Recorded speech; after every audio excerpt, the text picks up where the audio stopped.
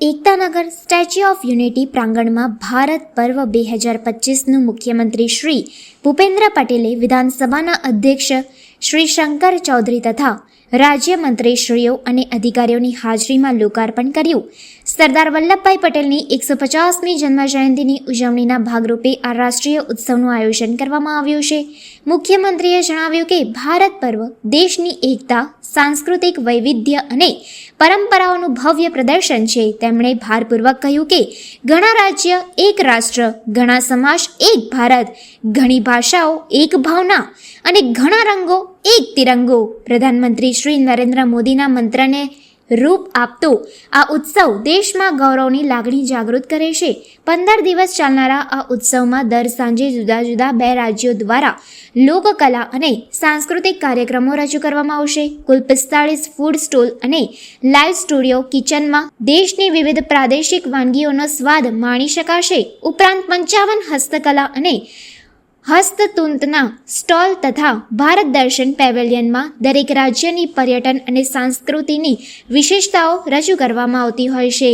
વિવિધ રાજ્યોના પ્રતિનિધિત્વ માટે ભારત ભારતી વડોદરા દ્વારા દરરોજ ટીમોને એકતાનગર મોકલવામાં આવી રહી છે.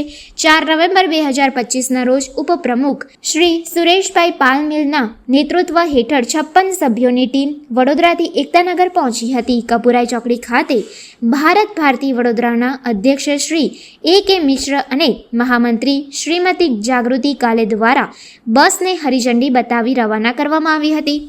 ટીમે રાજ્યમંત્રી શ્રી કમલેશ પટેલની હાજરીમાં યોજાયેલા કાર્યક્રમમાં ભાગ લીધો હતો અને મંચ પર સુરેશ પાલમેલે ભારત ભારતી તરફથી મંત્રીશ્રીઓનું સન્માન કર્યું હતું. દેશના અનેક રાજ્યોના પ્રતિનિધિઓને ઉત્સાહભેર જોડાઈ રાષ્ટ્રીય એકતા અને વૈવિધ્યનો સંદેશ પ્રગટ કર્યો હતો. ગ્રામ રક્ષક દળ, સરહદી સુરક્ષા, નશાબંધી અને આબકારી વિભાગના માનનીય મંત્રી શ્રી કમલેશભાઈ પટેલ આજના પ્રસંગને ઉજવવા માટે આપણી સાથે ઉપસ્થિત થયા છે. ત્યારે સાદર નમ્ર અનુરોધ કરીએ છીએ CEO statue of unity Shri Amit Arora સરને કે આપ શ્રી માનનીય મંત્રીશ્રીને સ્વાગત અભિવાદન કરશોજી.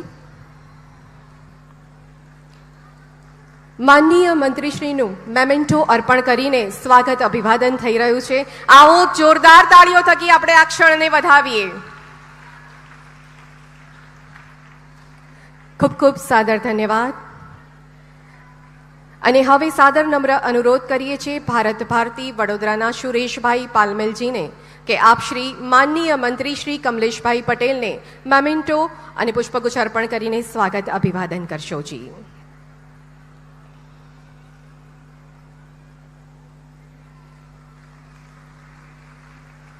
માનનીય મંત્રીશ્રીનું સ્વાગત અભિવાદન થઈ રહ્યું છે. ખૂબ ખૂબ સાદર ધન્યવાદ. સર્વે મંચસ્થ महानुभावों आप सबनो आज हमारे सुरेश पालामिल जी के नेतृत्व में भारत भारती के द्वारा तीसरा बस स्टैच्यू ऑफ यूनिटी के लिए रवाना किया गया है. जैसा कि सबको मालूम है कि सरदार साहब को एकत्रित करने के लिए, एकता के लिए 62 राज्यों को उन्होंने एक साथ में मिला करके पूरा देश को, भारत को उन्होंने बनाया था. और इसीलिए कहा गया है कि ना तेरा है ना मेरा है, देश सबका है, ना समझी गई ये बात तो नुकसान सबका है. और गुजरात की जो थाली है, गुजरात के जो अन्न है, उसमें मीठा भी है, तीखा भी है, घी भी है, माखन भी है, मिश्री भी है, सब चीज़ है. इसलिए यहाँ से जो हमारी प्रदर्शनी लगी है, हर राज्य का प्रदर्शनी है, हर राज्य का भोजन है.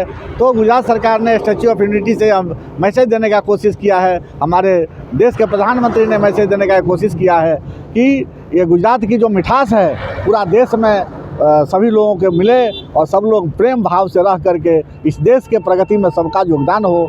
इसी कामना के साथ हमने आज जो तीसरा बस रवाना किया है, सभी यात्रियों को भी हम हार्दिक शुभकामना देते हैं कि इनका यात्रा मंगलमय हो, सुखद हो और वहाँ से आकर के हमारे भारत भारती के साथ में ये भी जुड़ करके आगे की सेवा में जुड़े.